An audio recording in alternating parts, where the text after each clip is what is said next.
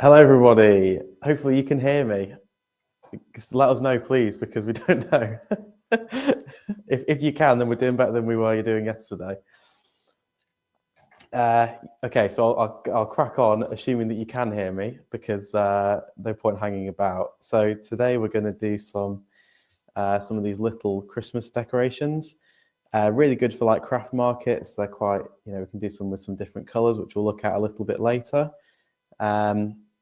Really good for craft markets, great Christmas presents, and they're just quite a nice little fun thing to turn as well. So this one with the black, we're going to do with the Ebonizing lacquer and the bronze rainbow wax, and then in a little bit we're going to try some of these other colours. So we've got this one's red, and then this is the blue one. So we're going to do some of those as well. So I did start off a blank yesterday, which obviously we didn't continue with because you couldn't hear what I was saying. But all I've done with this is mounted it on the lathe and just started taking some of the corners off. So put my safety specs on. So this is a 2" by 2" blank. Speed on the lathe is about 1400 at the moment. I'm going to start with a bevel rubbing cut, lifting the handle until the tool engages, and slowly moving along. Now, I've got a ring sensor in the tailstock, and that's helping spread the pressure while on the end of the piece of wood without splitting the grain open. It also means that it keeps it nice and steady so I don't get as much vibration. So a little bit later on, when I start to get close to that final shape, I'll remove the tailstock, trim it up just to get it all nice and round again, and then I can go to a point at the end, which is going to give me that Christmas tree shape. So, continuing on making the blank round, and as it starts to get closer into a round, I'm going to start working away a little bit more on the right-hand side to bring it down into that taper that we're looking for. So, start doing some cuts here on the right. Now, something quite important here is when you're doing these cuts off to or sort of on a taper, with a roughing gouge particularly, you want to make sure you're going from the larger diameter down to the smaller diameter.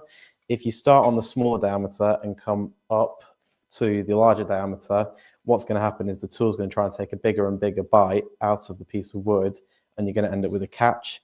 So you always start on the larger diameter and work your way downwards.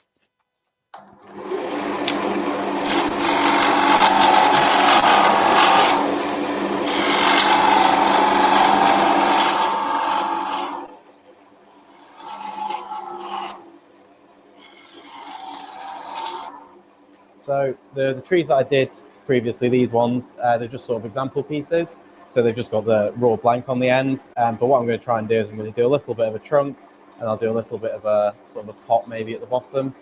We'll see how that goes. But it means that I need to leave enough room to do that while it's still being held in the chuck. So I'm going to make the tree a little bit shorter than these ones. And hopefully that should leave me enough room on the base there.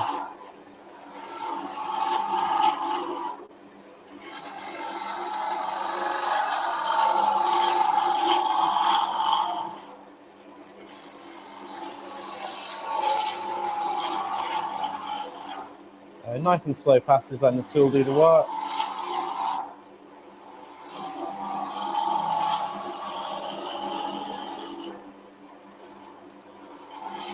If you have any questions as well at any point, then pop them in the chat, and we've got a bell, so so the guys behind the camera can get my attention.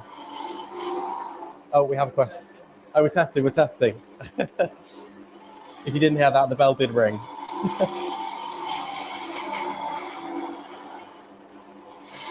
So continuing to work on that shape, getting quite close to the tailstock now, so I'm just being careful I don't catch it with the tool. By rolling the tool over while I'm doing this cut, it brings this corner out of the way of the tailstock. So if I continue a normal cut like this, I'm gonna, chances are I'm gonna catch that tailstock when I'm doing that end bit there. So by bringing the tool around like this and continuing the same cut, it means that when I do get to the end, there isn't a load of tools stuck out and I don't risk hitting this as much.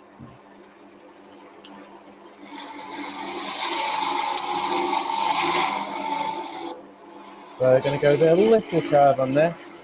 So rather than just a straight side, it's going to have a little bit of a curve on it, which is just going to taper out towards the top. So nice light passes here.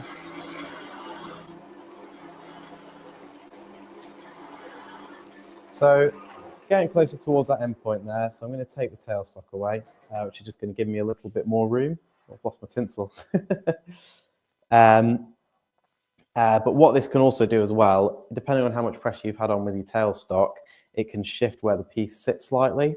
So if you're ever turning something in a chuck and you want to get down to this last little bit here, you always want to leave it a little bit oversized, then take the tailstock away and then just true it up, because if the tailstock has shifted the piece of wood, when that pressure isn't on there, you're going to need to re-true it because it's only going to be held on one side.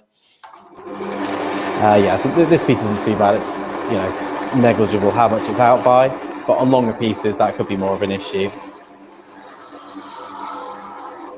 So keep working our way down here, being really careful to get towards the end for a few reasons. So first of all, because we're quite far away from the chuck, we could introduce some extra vibration. Also because it's going to get quite thin here, we want to be careful not to break off the end. So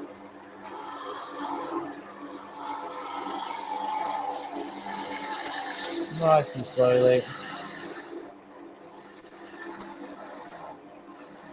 And we should be able to get down to a very small point just with the roughing gouge.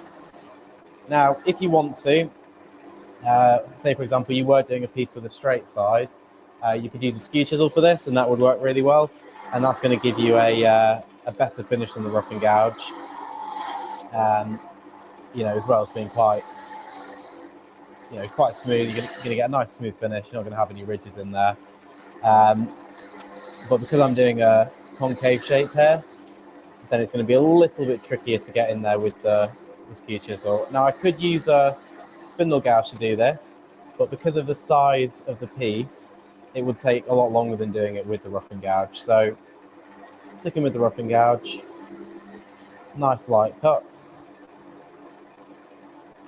And if this is a piece that you're going to give as a gift, or if it's something that you're going to have at a Christmas market, you want to make sure this point here isn't too pointy, because if that can get very sharp, especially if you've got quite a dense wood, and if people are picking that up, you don't want them to stab themselves with it. So the wood I'm using for this is a nice piece of ash.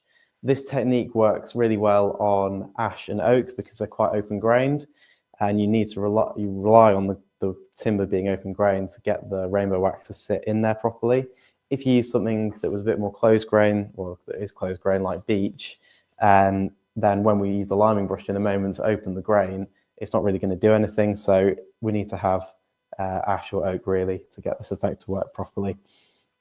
So a little bit of a flat spot on there, and there's a small one on the other side as well. So I'll take that down a little bit, and also take it up to the chuck here, so it's nice and round all the way up.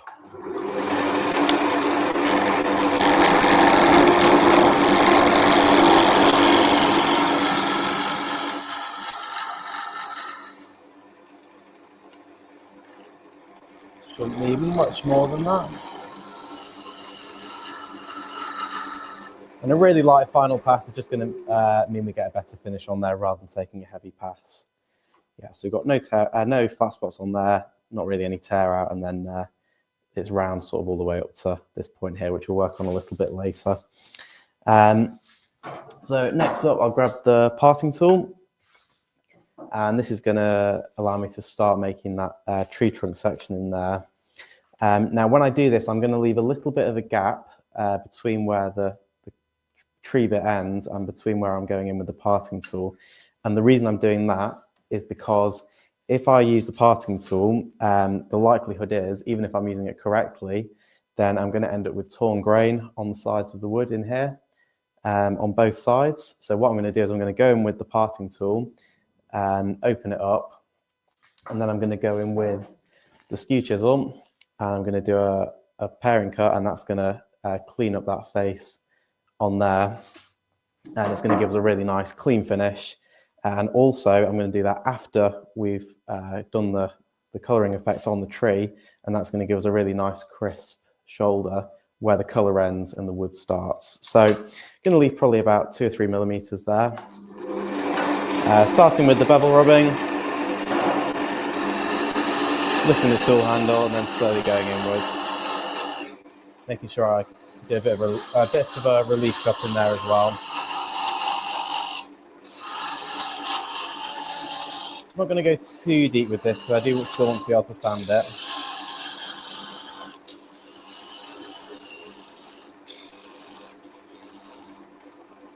About there should do. I'm going to make it a little bit wider just so it's going to be a bit easier to get my skew chisel in there.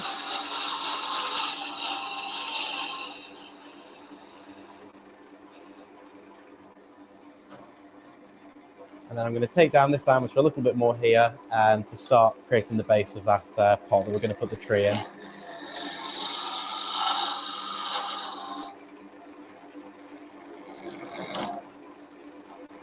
So a little bit of vibration there just because that bit of the wood isn't round. So I'll just take it nice and easy until we get to the solid wood. And I don't know whether you can pick it up on camera, but I can hear a distinct change in sound as we get from the bit that isn't round yet, the bit that's still square on the bottom, down to the round.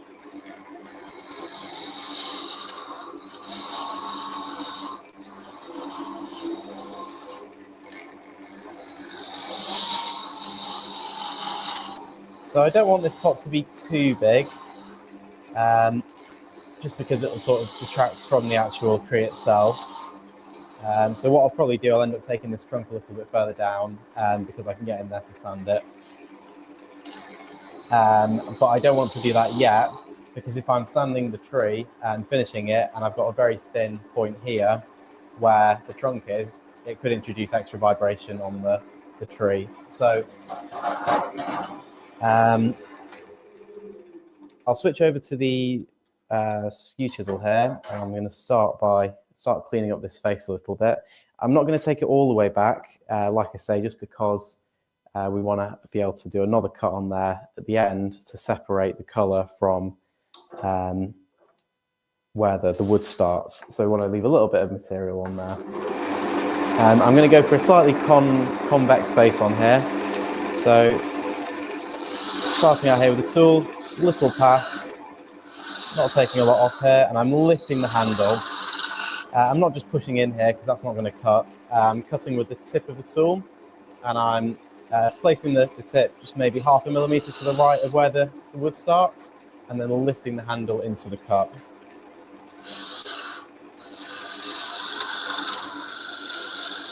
And as I'm going down, I'm bringing the handle towards me, which is giving me that convex face on there.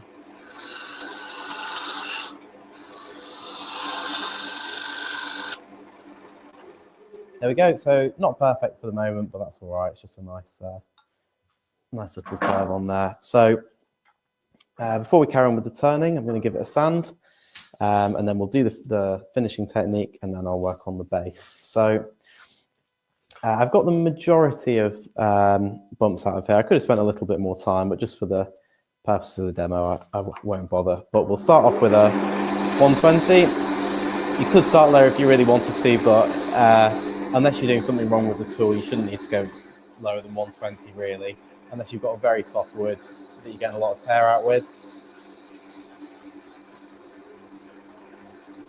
So keeping the sandpaper moving, that's not going to, it's going to mean that it doesn't sand ridges in there. If you just hold the sandpaper in the same place, it will sand lines in it. I'm using the net abrasive here, so only dust that does get stuck, we can just give it a flick and it takes it out.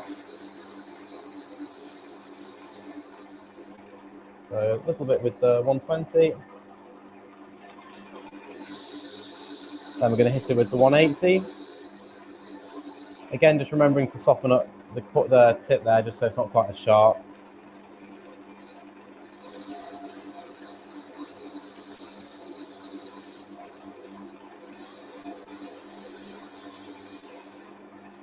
now we'll go with 240. Now, you could go higher if you want. If you go extremely high, in some instances, it can start to almost burnish the wood. And if you're going with a stain on top, I found it can almost try and, the stain can't soak in as well as it could do if it was not sanded quite as high. Now, the goal at this point is just to get rid of any visible sanding marks. And this applies to sort of all wood turning, really. All you want to do with the sandpaper is get rid of any visible sanding marks. Now, if you've got a much denser, oily, exotic timber, you will need to sand a lot higher because you will be able to see those scratches even if you sand up to 800 or 1000 grit. Whereas this lovely piece of native ash, I've sanded it to 240 and I can't see any scratches on there at all. You could go higher, but like I say, it doesn't really need it for this piece. So next thing I'm going to do, I'm going to go with the liming brush. Now, the liming brush has got these firm but almost soft at the same time bristles, so they're very firm when you're using them, and they pull out the grain, but they're soft enough that they don't scratch up the wood. It's almost a similar technique to using a wire wheel, except a wire wheel will damage the wood and will leave it full of scratches, whereas the liming brush won't do that. So I'm just going to go up and down with the liming brush, and what that's going to do is it's going to clear out all of the soft grain, and that's going to give us a place for the rainbow wax to sit in a little bit later down the line. So really quite an important step.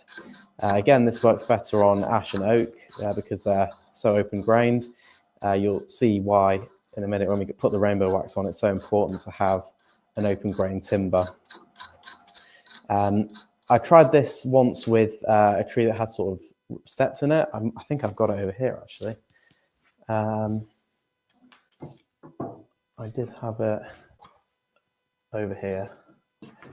Oh, well, I always have it and I can't find it, but that's all right. But I tried it with, and it has some steps in it, and that didn't really work as well because you can't really get in there as easily with the liming brush. Having this quite a flat surface really helps the liming brush get in there because it's just a smooth surface. It hasn't got any ridges to go over. So open up the grain with the liming brush there. So we're going to go with this effect first, which is the ebonizing lacquer with the rainbow wax over the top. So just get my lathe protector here.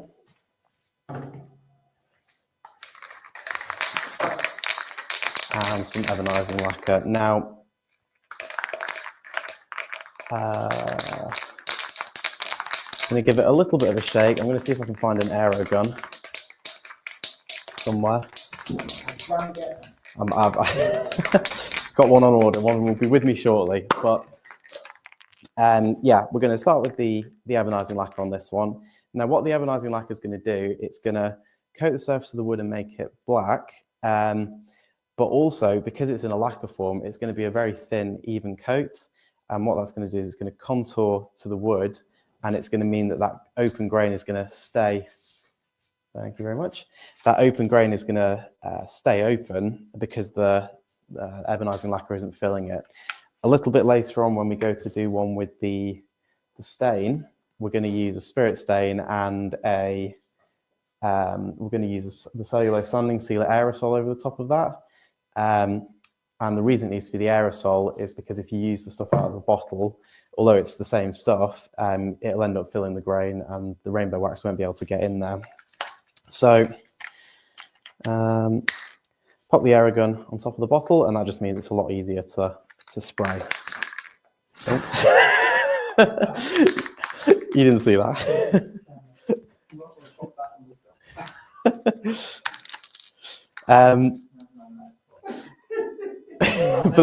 Believe it or not, that's the first time that's ever happened. The top's just popped off. So I like to do this with the lathe running, just because I can get a nice even coat. You can do it with the lathe stop too. You just got to be a little bit more careful. So nice light coat on there, not too much. Now I will need a little bit more than that, but you can see if I stop the lathe where I've got sort of good coverage here and here, a little bit thinner here, a little bit thinner there. You will need to spray a little bit more on the larger diameter because there's more surface area. On the narrow diameter, obviously doesn't need as much. But by doing it, a couple steps at a time, rather than blasting it all at once, it dries a lot quicker because it hasn't got to dry, so thick of a coat. So give it a couple of seconds and put a little bit more on.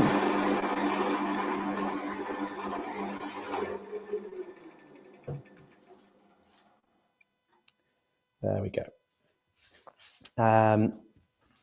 Now, if I grab some burnishing cream, which is the next step, again, if I can find any. Should have got this prepared beforehand, really, but I forgot.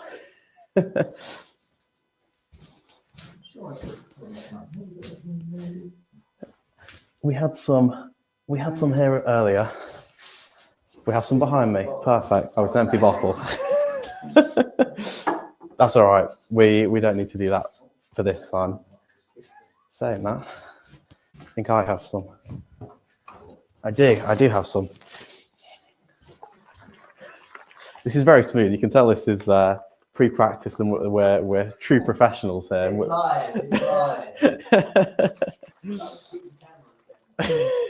Yeah, don't kick the camera again. Yeah, so we're going to go over this next with the burnishing cream. Now, the burnishing cream is a very, very fine abrasive almost, and what it's going to do is it's going to polish up the piece here. Now, you could just go straight over the top of this with the rainbow wax, but the burnishing cream is going to give it an extra bright shine. So the key to the burnishing cream is you want a very, very small amount. And you could shake first, but you want a very, very small amount of the burnishing cream. If you put too much on it, it's just going to skate over the top. So you want a very small amount, sort of a light, not even a coating, just a little bit on the cloth. And that's just enough to polish up the ebonizing lacquer and then get taken off by the same cloth at the same time. So, put the cap back on that.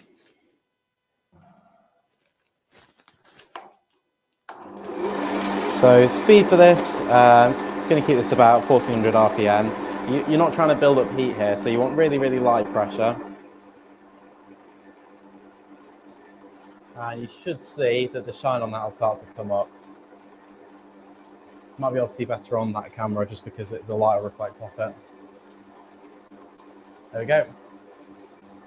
So you can see that shine's really coming up there. Now, the burnishing cream will work better if the ebonizing lacquer's had a long time to dry. So if you can even leave it overnight, that burnishing cream is really going to polish it up. But for, just for the demo purposes, this is all right. Just working our way backwards and forwards. Again, not trying to build up heat, just polishing that top surface of the lacquer to give us that nice shine. There we go. So now I'm going to choose which rainbow wax I'm going to use. So I'm going to do one the same as this tree here, I think, and this was done with the bronze rainbow wax. You could go with something a bit brighter, maybe like a blue or a red. Yeah, red for Christmas, or green, green for chestnut. I might go with a blue. There it is. Because I did a blue a couple of weeks ago at a demo, and it came out really, really nice. So this is the vivid blue. But it's the same, exactly the same process with all the rainbow waxes. Sometimes over time these do get a little bit solid, and that's just because the solvent in them's evaporated. So what we can do is we can get a little bit of the reducer and put a couple of drops in there, and it softens it up. And it means even if you've got an old tub of rainbow wax, you can bring it back to life. It isn't wasted. So just grab a glove for this so I don't cover my hand in blue. Stephen Madden says it's the chestnut Christmas panto. So we're going to go on with some of the blue rainbow wax. Now we want quite a thick coat on here. It's not so much about having a thick coat on, it's more about making sure it's in the grain. So that's a little bit too much. I'm going to force it into the wood. Now, if I just go over the top with a light coat here, it's not going to be in the grain. And then when we go to remove the excess, it's all just going to come off. So it's important we put pressure on here and make sure it is forced all the way into the grain rather than being sat on top. So some of that excess can be removed with the, just initially, but the rest of it, we'll leave that for a second. And then we're going to remove that with some reducer. Now, what's happened at this point is we've got a thin coat across the whole piece. They're laughing at me. We've got a thin coat across the whole piece. And this can be quite a nice effect in itself. If you want that solid colour, you can put a thin coat across the whole piece on top of something like a sealer, and that's going to give you a really nice bright colour. You probably want to put a little bit more on than I've got here, just so it's a solid colour. But yeah, for something like this, it doesn't need that much. Now, yeah, what we're going to do is we're going to get some of the reducer. I'm going to get a little bit of the safety cloth.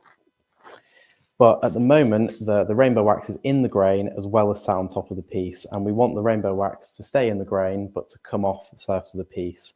And the way we're going to do that is by turning the lathe on and using some of the safety cloth with the reducer over the surface of the piece, and that's going to take up the excess wax without pulling it out of the grain.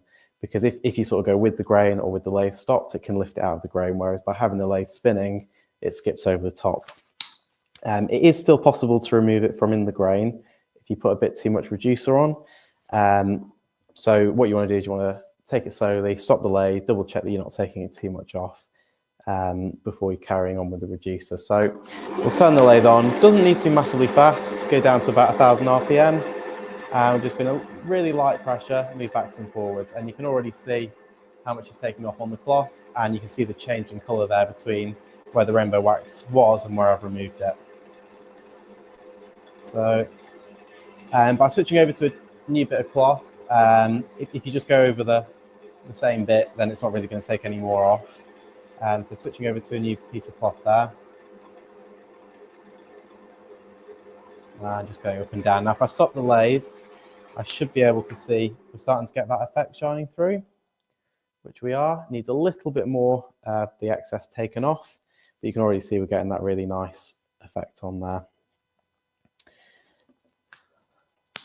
So another nice thing about doing these, if you are doing them as presents or Christmas for a Christmas market, you'll probably be batch producing them and doing a few of them.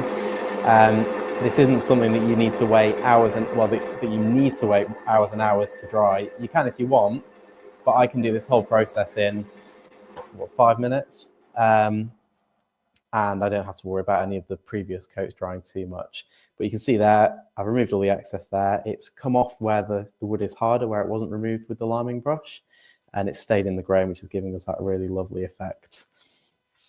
There we go. So if you want to brighten this up even more, you can put something like the microcrystalline wax over the top of this, and that can then be buffed with the buffing system if you want to.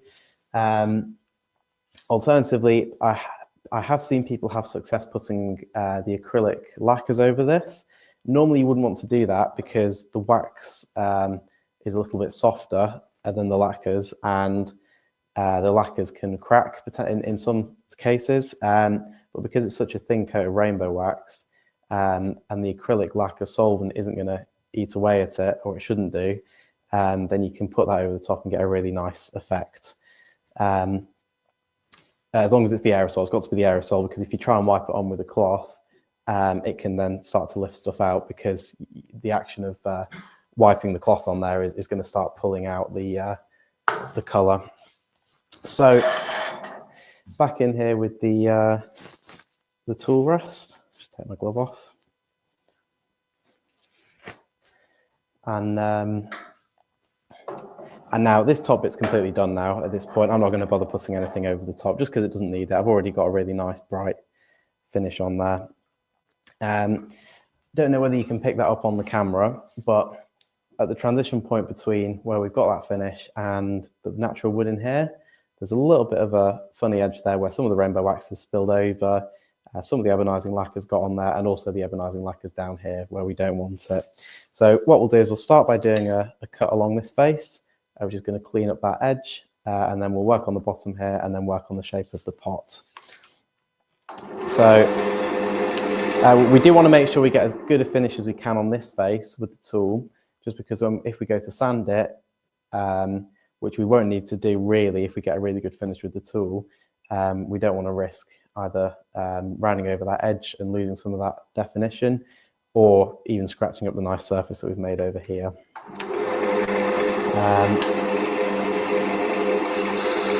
So a really, really light pass on here.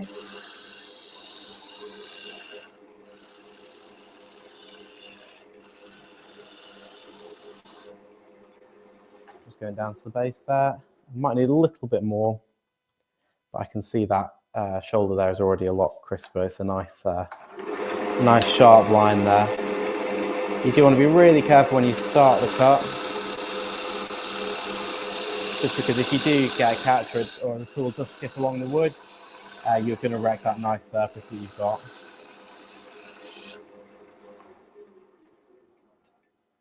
There we go, got a nice crisp, sharp line there. So I'm going to switch back over to the parting tool. I'm going to take that middle bit down a little bit further.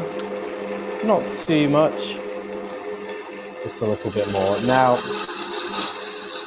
if you wanted to, you could go straight into a pot from here. So you could do a little pot and almost not have a trunk section. I'm going to have a little bit of a trunk section and then do a pot on the base there. So switching over to a spindle gouge. This is going to give us a bit more control over what shape we have at the base. I'm just going to work my way down from the top down towards the bottom.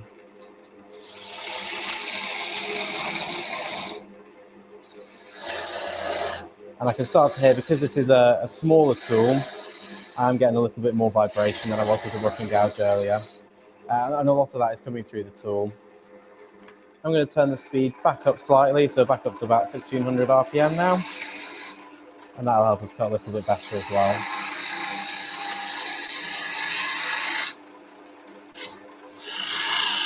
So a little bit of a catch there just because I didn't have the flute quite close enough.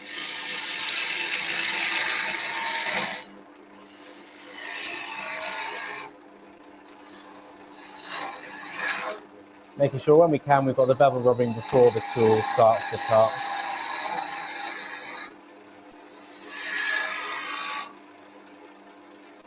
So, go all the way here.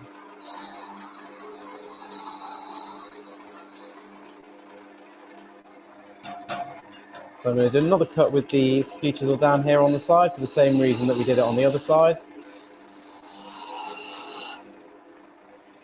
And I'm going to take that trunk down a little bit further.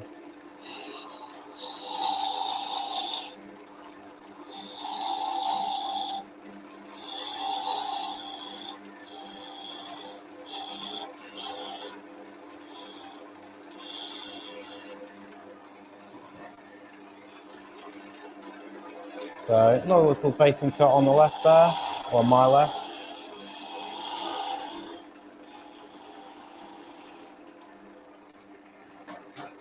There we go. And then I can work on the shape for the base here. So probably want a little bit of a curve to it, not too much, just to give it a little bit of interest. And we do want quite a lot of, well, not a lot, but we do want a little bit of weight in here, just because we don't want the piece to be too top heavy.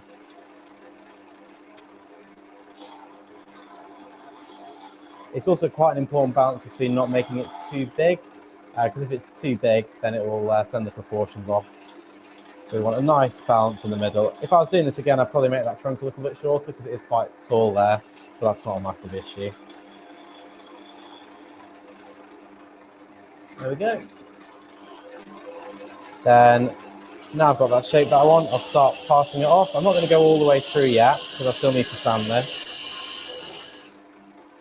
But I'm going to give myself a little bit of clearance, and then I'm going to start sanding it as well in a second. Making sure I don't go too thin with this because it will have too much vibration otherwise. So tourist is coming out. Again, shouldn't really need to sand this too high.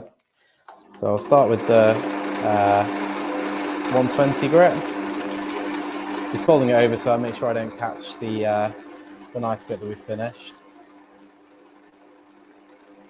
And by folding it over as well, because this stuff is so flexible, it means we can get into that bottom bit there without too much difficulty.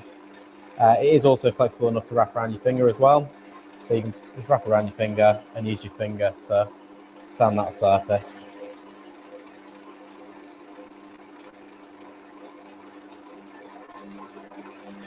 Don't go too crazy with the sanding on this piece just because it is a demo. You don't want to be sat there all day watching me sand.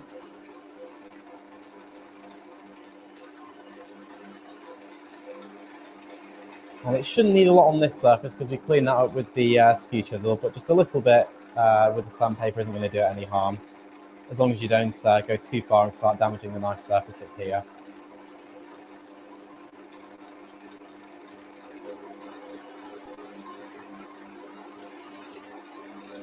So now that's nice and sanded,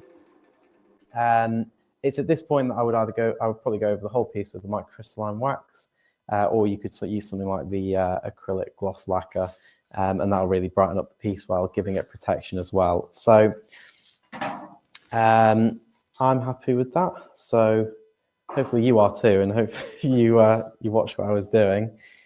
So I'm going to cut that off, and then that'll be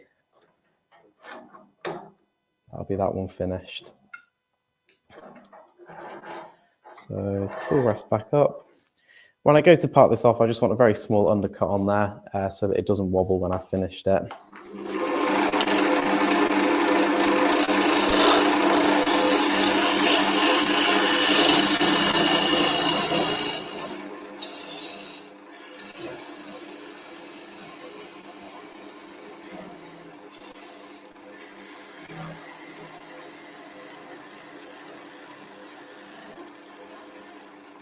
So you can take it down quite far, and then you could either finish that off with a handsaw, or it should be thin enough that you can just wiggle it off. There we go. So that little sort of bubble on the bottom, you could clean that up with a hand chisel and a bit of sandpaper. You could do it on a disc sander if you've got a disc sander. Also, you can just put a little sanding pad in the lathe. And if you're doing quite a few of those, I'd probably go with that one because it's quite quick. Little sanding pad, and you can just sand up the bottom on there. But a really nice little technique, great for Christmas markets and gifts, like I say. And yeah, hopefully you learnt something on that one. We should have, if I'm quick, we can do another one with one of the colours. This won't sit flat because I haven't sanded off the base, but you have to imagine it's sat nicely on the on the lathe there. Oh, there we go. If I put it in the chuck, it'll sit nicely. Remember it before you turn it. Yeah, remember it before I turn it back on. Otherwise, you'll have to start ducking over there. Good job I took that point off. Yes, so. Oh. I did hear chuck it over here, but I chucked it on the floor instead. Good catch. Right, so. Move this out of the chuck quickly and grab a new piece. I think this is about 4 or 5 inches long by 2 by 2 inches. Not my preferred unit of measurement, but it's what it comes in, so.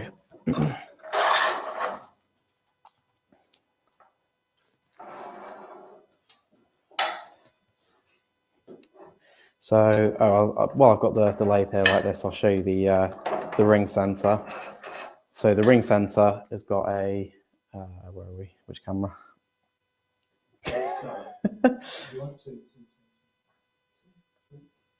Which one are you? Oh, there we go. So we've got a little point in the center here, and then it's got a ring around it.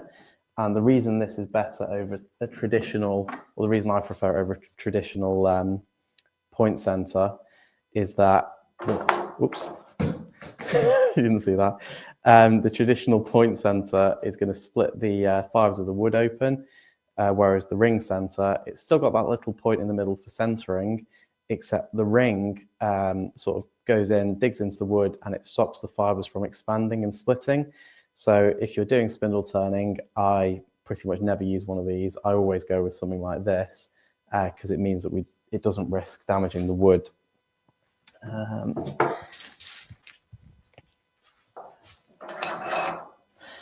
So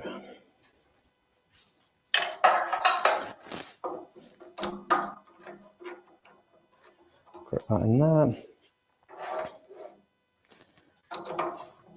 Now I'm just doing a loose grip in here. Normally I'd mark center point on one end and then I'd line that up with the tailstock. But for today, I'll just eyeball it and then tighten the chuck up.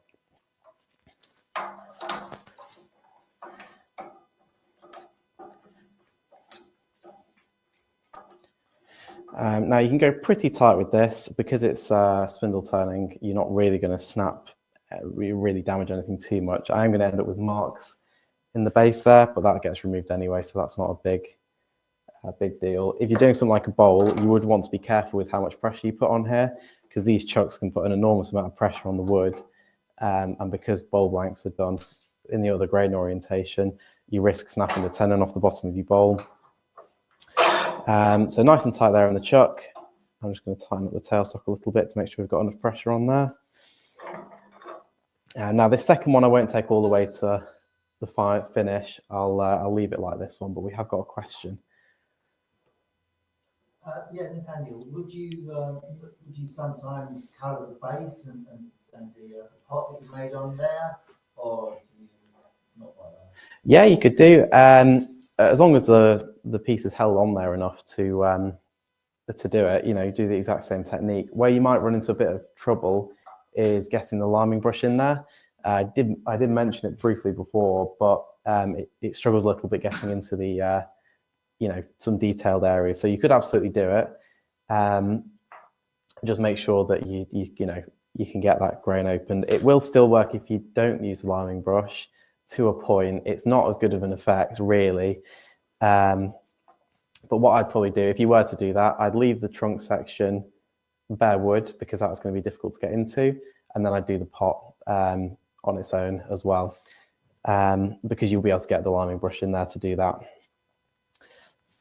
Hopefully that answers your question. Whoops.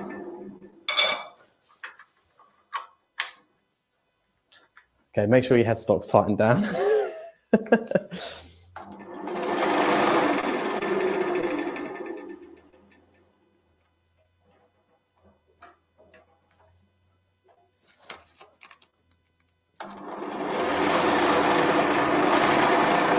There we go, that's a bit more like it. So back in here with the roughing gouge.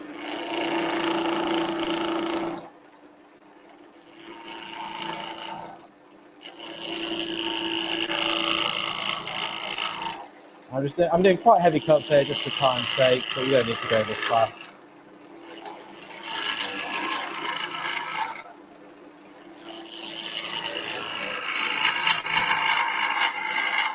You will get a better finish if you go slower, but I'm going to remove the bulk of the material quickly, and then as we're getting down towards that final shape, I'll go a little bit slower, and that'll give us a nice finish.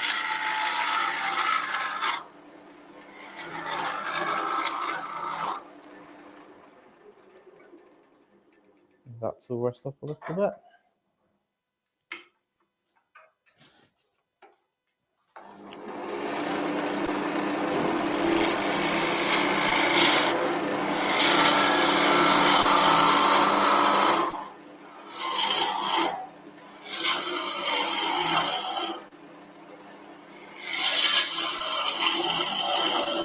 So same thing as before, as we get down towards that that ring center. We're just rotating the tool over to stop that corner hitting the center.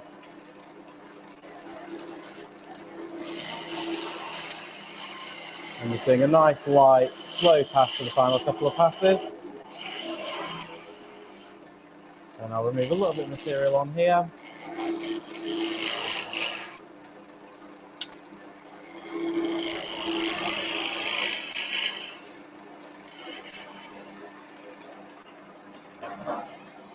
There we go, then I'll take the tailstock away and we can sort of get that final shape in there. So still with the rough and gouge.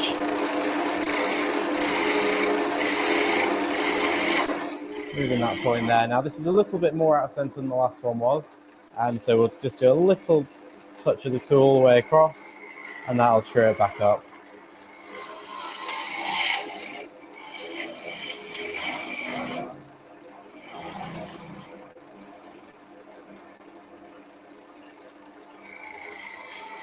Again, being nice and gentle as we go down there to the tip of the piece, just because we don't want to snap the end off.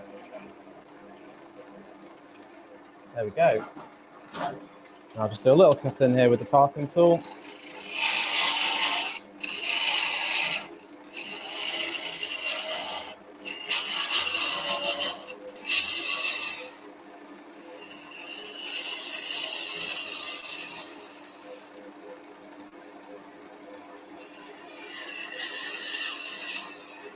I'm leaving that little bit of a gap on there so that when I do go down with the skew chisel, or when I would do that, then we're going to get that nice shoulder.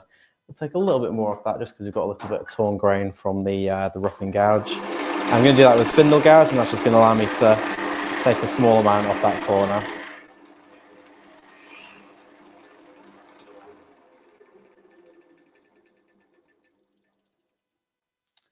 There we go.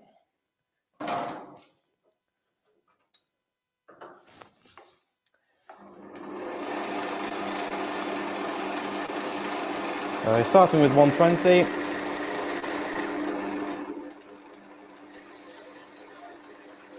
And then we'll go to 180 and then finally 240. Doesn't need a lot, or it shouldn't do.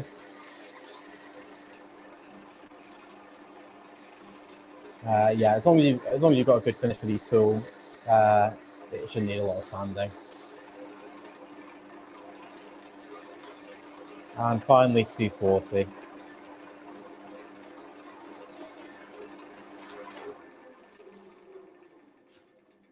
There we go. Now I'll pop my glove back on so I don't end up with blue hands.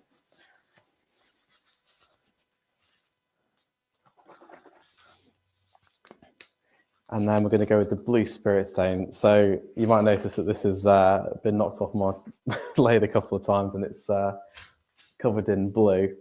That was a bit of a mess, but It's blue, it's possessed. yeah, it's always the blue. It's never like the brown, you know, it blends in with the floor, or like a blue, you know, color that blends in with the lathe. In this case, it is blue, but it's always the the most obvious bright colors. Now, I'd normally use the liming brush before this, but I forgot. But it's not a big issue. I can use the liming brush after as well. You wouldn't want to use a liming brush after you've put a lacquer or a sealer on here, because it's just going to scratch it up and it's not going to actually open the grain. But because the spirit stain soaked into the wood, if you forget, like I just did, you can get away with doing it after. So doesn't take too long to dry because it's spirit base, it dries very quickly. Just go over it with the liming brush.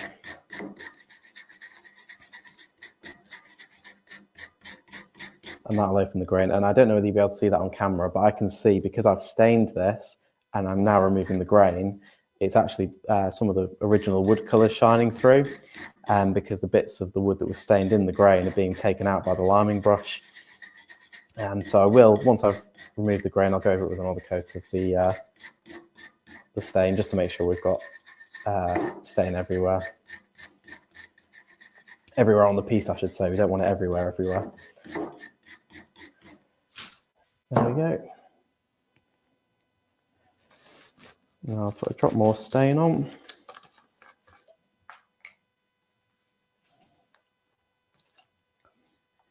You can put a couple of coats of stain on anyway if you do want a slightly deeper colour. It won't go a massive amount darker than it does on the first coat, but it does help it go a little bit darker. I don't know whether you can see that there on camera. Quite a nice blue. So, pop the lid back on there.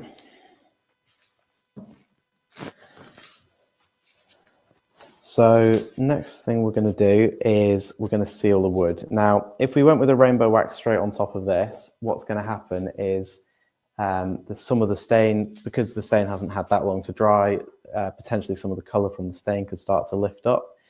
Also, and more importantly, the rainbow wax is going to soak into the wood, and then when we go to remove it later, we're not going to get such a striking effect as we did with the ebonizing lacquer. So a couple of ways we can do that. So I'm going to use the cellulose sanding sealer aerosol today.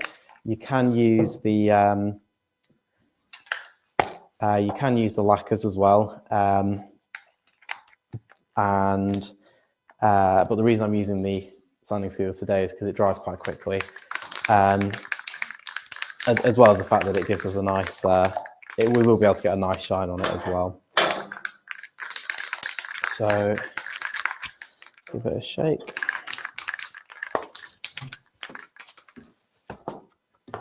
Another little cover out there. Now I'm going to do this again with the lathe turned on. Speed's going a bit, back down, about 1000 RPM. And then we'll lost my top again. For the we'll do a light spray over here, and that's going to give us a protection which will stop the spirit stain lifting up, and it will also stop the rainbow wax soaking in. So we'll give that a couple of seconds to dry. We do want a fair coat on here. It's a bit easier to see with the ebonizing lacquer because the ebonizing lacquer is black, so you can see where the colour shines through of the original wood. You can't tell quite as easily with the sanding sealers, so we do want to make sure we've got a good coverage over there. So I'll put a little bit more on. There we go.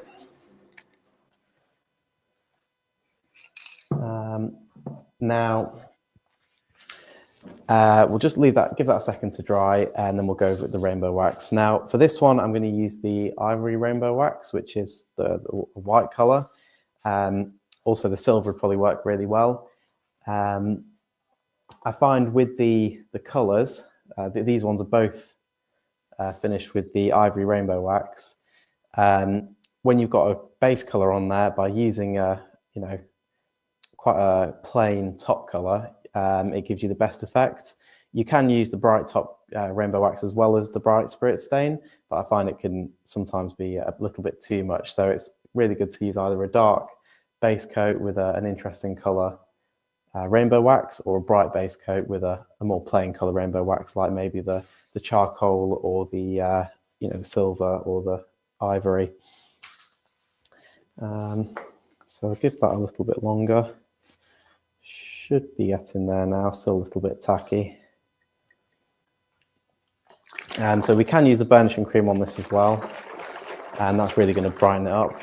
We'll give it a little bit longer, but we'll do that in a second.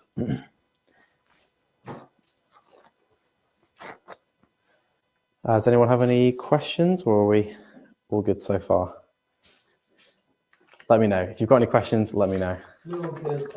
Frederick Day said that you had to use the parting tool there to clear out the tear out. He said that he finds that to make sure there's no tear out when using the parting tool, he marks the cut first with the skew and cuts the fibres there. So yeah, you can do that. Absolutely. So what Frederick's saying there is, if you have any tear out that you've got, that happens on the edge of the piece, that will have come from the parting tool going in and breaking up the fibres of the wood, which are sort of stuck on the edge here. Now, by just scoring a little mark. You could use a parting tool like Frederick says, or you could also use like a marking knife or something like that.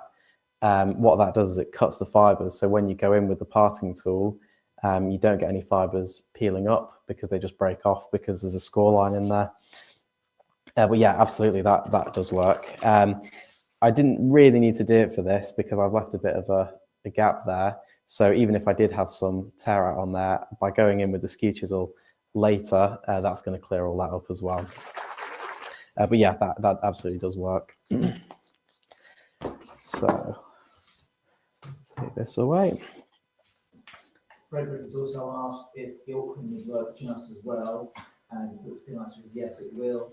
The only difference would be that if you want to remove the gilcrim afterwards, the reducer probably would work actually, but you could even use something like a food safe finish. Any liquid, or even wood, that's one too actually, will remove it a lot easier. So it's just a little bit easier to remove. Richard has come up with an idea for dark green lacquer for Christmas time. Yeah, we'd love to do different colours in the lacquers. The problem is that they require more pigment than the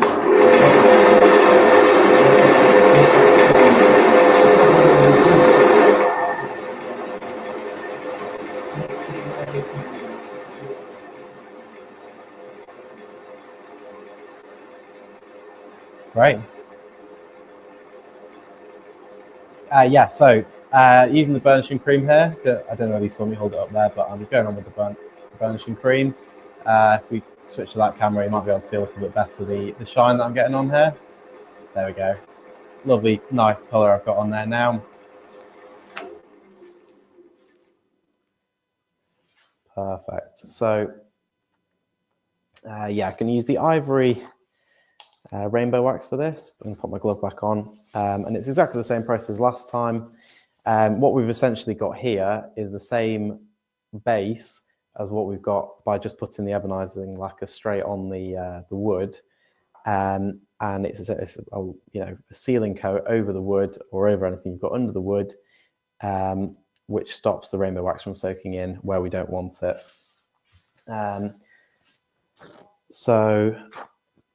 A couple drops of the reducer can go into the wax if necessary. It does look a little bit hard, so I'll put a couple of drops in there.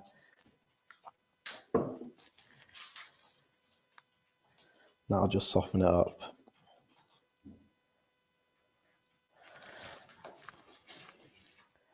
So pushing it into the grain.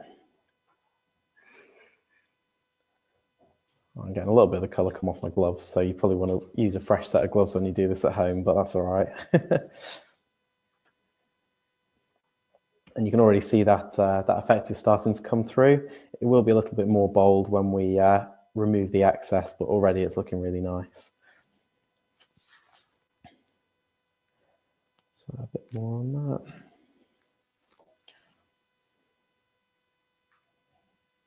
And again, making sure it's pushed into the grain here. It's not so important that it's sat on top of the wood. There will be a little bit that's sat on top, but it's really important that it's pushed sort of as deep as we can get it into the grain, just because that's where it's going to stay. We're not going to remove any of that that's gone into the grain. So working our way around. Now, something I've found, it's happened to me a couple of times with the white. Don't know whether that's just because it's something to do with it or whether it happens all the time, is if you get if you get a chunk that lands there like that, I don't know if you can see that, if you just sort of go over it, it will blend in, but it won't come off. When you go to use the reducer, because that's quite a thick chunk, it takes a little bit longer to remove. And what can start to happen is if you're putting more reducer on there to try and get it off, it can then start to remove some of the wax from the grain. So you do want to make sure you've not got any big chunks on there. If you've got a thin coating, that's fine. But if you've got, big blob on there, you want to make sure that's been removed. If you do put a bit too much reducer on and you do end up taking it out of the grain, it's not the end of the world. You can just go back on with the rainbow wax and try again. You don't need to worry about sort of sanding it back and redoing the whole thing. So there we go with that. Now grab a little bit of the reducer.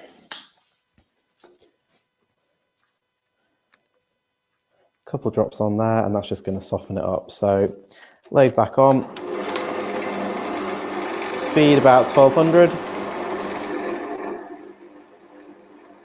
And we're just going to remove some of that excess rainbow wax. Now it's good to keep softening the lathe, just making sure you're not going too far. That didn't need a lot at all, and you can see that that's already pretty much almost all the way there. Put a drop more on.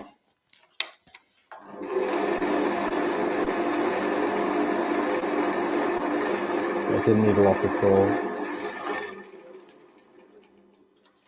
There we go. And you could sort of see or imagine if you did have a big blob on there, you'd be there for hours, ages trying to get it off, and that would then start to strip out some of the colour from the grain.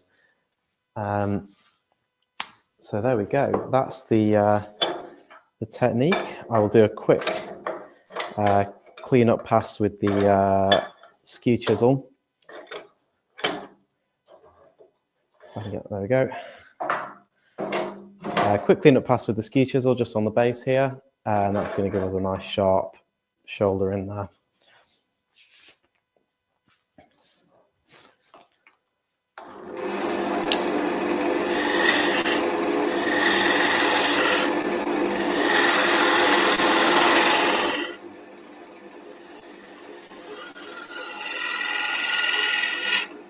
So a nice sort of curve on that face.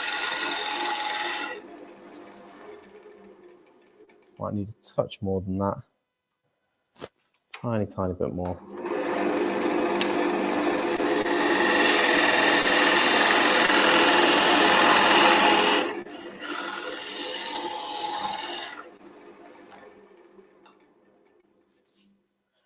There we go.